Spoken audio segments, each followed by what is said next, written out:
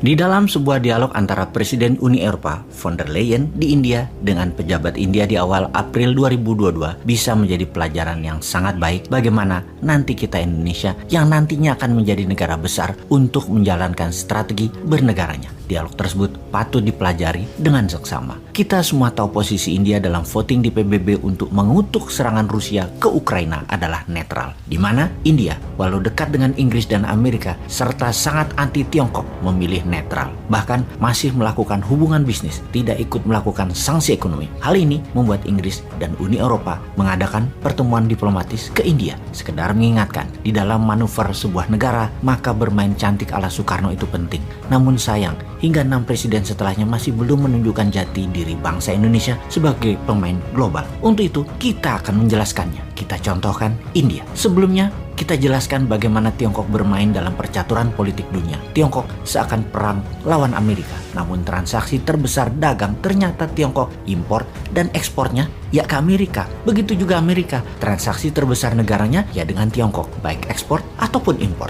Hal itu semua adalah secara dagang atau secara ekonomi. Namun secara ideologi Tiongkok dan Amerika berseberangan. Jadi yang perang adalah ideologinya, bukan dagangnya. Catat itu ya. Tiongkok yang komunis, Amerika yang demokratis, itu sangat berlawanan. Secara ideologi mereka perang. Amerika ingin semua negara itu menjadi negara demokrasi. Tiongkok tidak mempromosikan komunisnya, namun mempromosikan bantuan dalam tanda petik uang yang di kacamata pertahanan negara adalah jebakan. Tujuannya untuk menciptakan ketergantungan pada Tiongkok. Dengan demikian, tujuan bernegara Tiongkok untuk menghidupi 1,5 miliar penduduknya bisa bertahan selamanya. Disinilah Amerika tidak senang karena banyak kehilangan pengaruh di banyak negara yang berpaling ke Tiongkok. Di posisi dunia, ideologi Tiongkok itu dekat dengan Rusia, terutama cara kepemimpinan para pemimpinnya yang saat ini mengendalikan dua negara tersebut, yaitu otokrasi. Otokrasi adalah penguasa tunggal, sama halnya dengan Erdogan di Turki. Karena itu ketiganya dekat sekali hubungannya. Tiongkok itu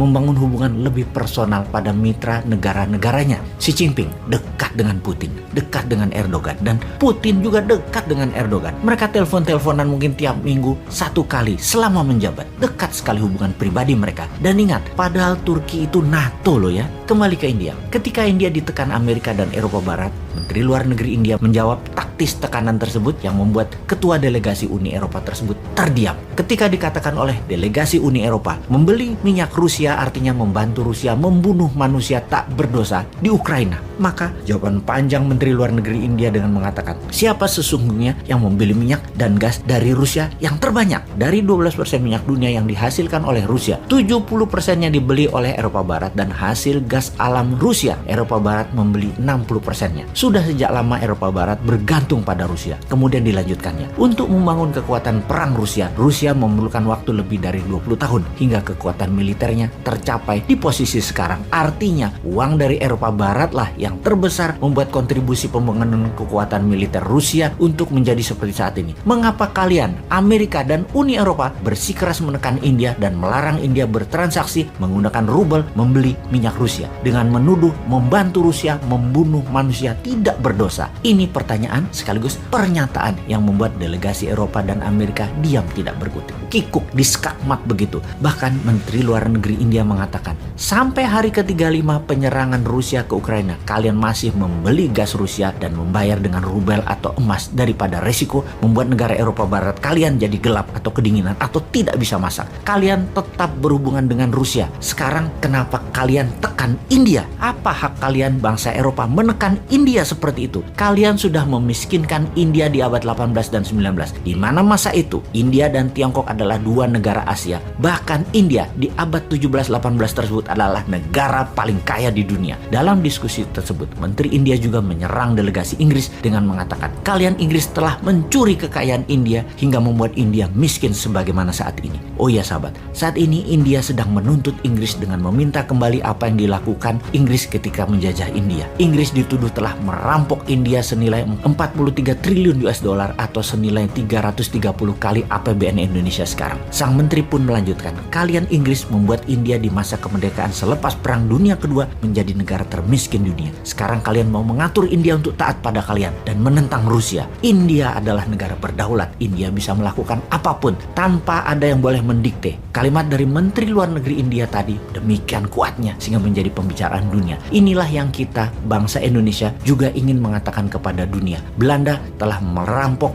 lebih dari 30 triliun dolar. Harus kita buat jera itu Eropa Barat. Indonesia harus menuntut dan meminta hak kita dengan menyuarakan kedaulatan negara Indonesia tanpa takut akan pengaruh Tiongkok, pengaruh Amerika, dan pengaruh Eropa untuk punya hak hidup sendiri di atas kaki sendiri. Kita tuntut mereka semua. Sulit kalau Indonesia pakai uang IMF karena ada uang Belanda di sana misalnya. Sulit kalau kita mau berdiri netral, beli minyak Rusia agar harga BBM rakyat murah karena 20% lebih murah beli minyak Rusia daripada minyak Arab dan minyak Amerika, agar Indonesia sungguhnya bisa lepas subsidi minyak. Karena takut ditekan Eropa Barat dan Amerika, kita tidak berani beli minyak Rusia. Tiap proyek saja bisa nggak tidak bergantung pada uang Tiongkok, tidak tergantung pada teknologi Tiongkok, tidak tergantung pada SDM Tiongkok, tidak bergantung pada hutang dolar Amerika, dan kendali politik luar negeri harus ikut kebijakan negara lain. Bisa nggak itu berhenti? Rindu rasanya memiliki negara yang utuh, dan inilah sebenarnya yang banyak di negara Afrika menginginkan. Perang deh lu di Eropa Timur. Di sisi Indonesia, kita harus punya rencana bernegara. Salah satunya membangun tanpa Tiongkok, membangun tanpa dolar. Sebagai salah satu agenda Indonesia berdaulat 2045. Kita mungkin ada baiknya melihat India dulu kali ini. India itu menyebut